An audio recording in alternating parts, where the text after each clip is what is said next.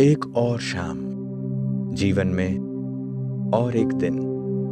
दिलचस्प, यह जीवन बहुत ही रहस्यपूर्ण है। मुझे लगता है कि मुझे वह सब कुछ समझ में आ गया है जो मैं जानना चाहता था। मैं उन सभी स्थानों पर गया जो मुझे प्रिय थे, ऐसे लोगों से मिला जो मुझे पसंद थे। ये दुनिया, ये लोग, अद्भुत। जीवन में सीखने के लिए अभी भी बहुत कुछ है। किसी भी तरह से मुझे सीखना है। लेकिन एक बात मुझे अभी भी भ्रमित करती है, जिसे मैं अब तक खोज रहा हूं, पर भाग्य ने साथ नहीं दिया। भगवान को लेकर मेरी समझ पूरी नहीं हुई है। मैंने ढेर सारे पुस्तकें पढ़ डाली। क्या ईश्वर इतना जटिल है कि मैं समझ नहीं पा रहा हूं? या मेरा मन इतना भटका हुआ है कि मैं उस सहज भगवान को संपूर्ण रूप से समझ नहीं सका? मैं सोचता था कि सब समझ जाऊंगा, बस उनकी एक झलक मिल जाती। उस सत्ता को जानने के लिए जिन पवित्र शास्त्रों, विभिन्न धर्म और आस्थाओं की पुस्तकों का मैंने अध्ययन किया, सब में एक बात सामान्य है। भगवान प्रकाशमय है।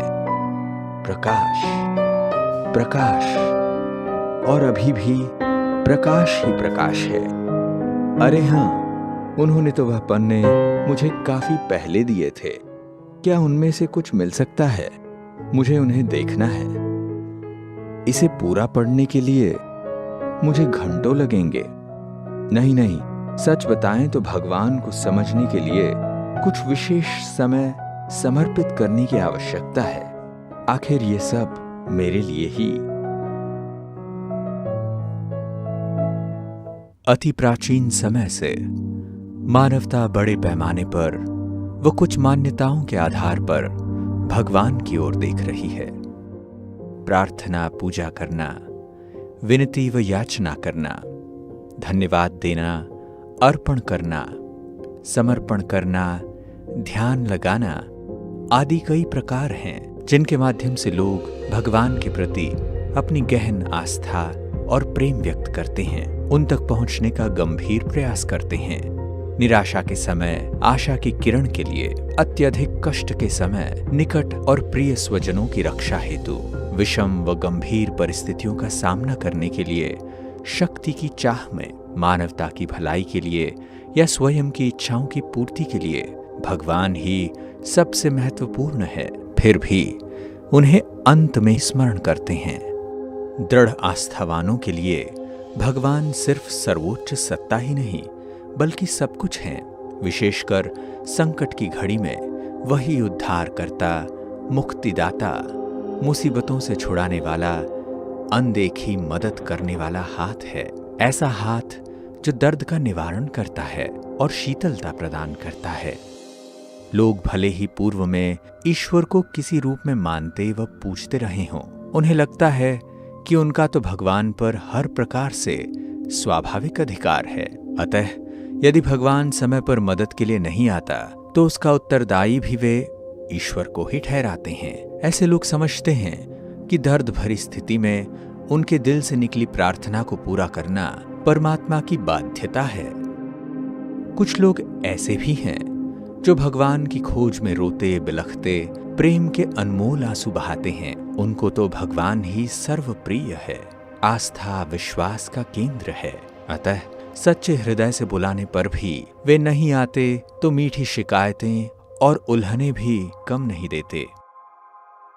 एक गंभीर शिकायत यह है कि वे ईश्वर को अपने इन नेत्रों से देखना चाहते हैं पर देख नहीं पाते।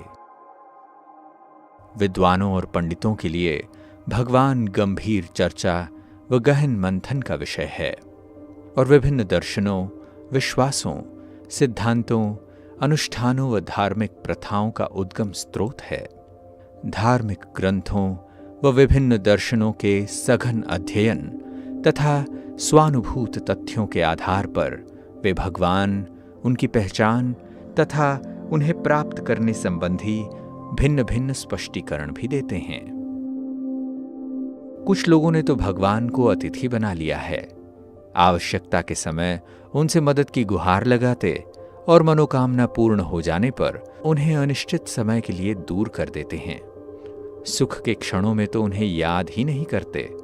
हालांकि संकट पड़ने पर ये लोग मान बैठते हैं कि भगवान तो हमारी मदद करेगा ही, क्योंकि इन्हें लगता है कि भगवान को तो उनकी स्थिति समझनी ही चाहिए और अपनी कृपा व रहम से समस्याओं से छुटकारा दिलाना ही चाहिए। दूसरे शब्दों में, जरूरत पड़ने पर परमात्मा को चमत्कार दिखाना चाहिए। लोग सुख शांति और संपन्नता प्रदान करने वाले भगवान की महिमा तो करते हैं, लेकिन उन्हें ही अपने दुखों का जिम्मेदार ठहरा दोषारोपण में भी पीछे नहीं रहते। मजे की बात तो यह है कि कोई ऐसा कार्य प्रारंभ करने से पूर्व जो उन्हें दुख पहुंचा सकता है, भगवान की अनुमति व सलाह भी नहीं लेते।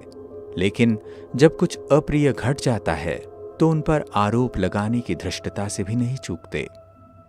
उल्हना देते हैं कि भगवान उनके प्रति दयालु क्यों नहीं रहा।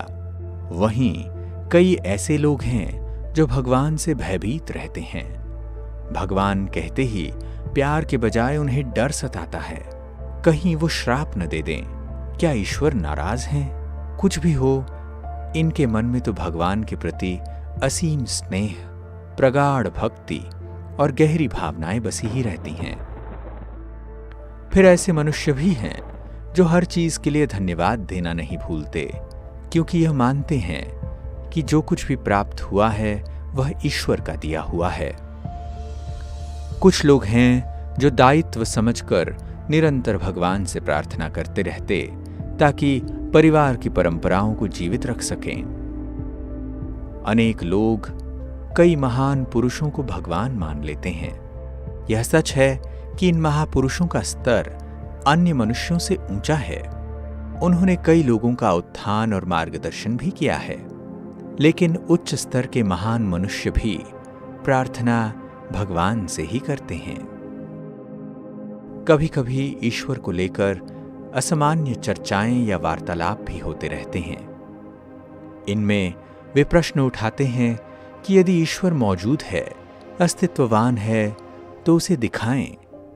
यदि परमात्मा दयालु है तो हमारी समस्याओं का समाधान करे, और अगर वह रहमदिल है तो आज मानव इतना दुखी क्यों है? भगवान अप्रिय घटनाओं को घटने से रोक क्यों नहीं लेते?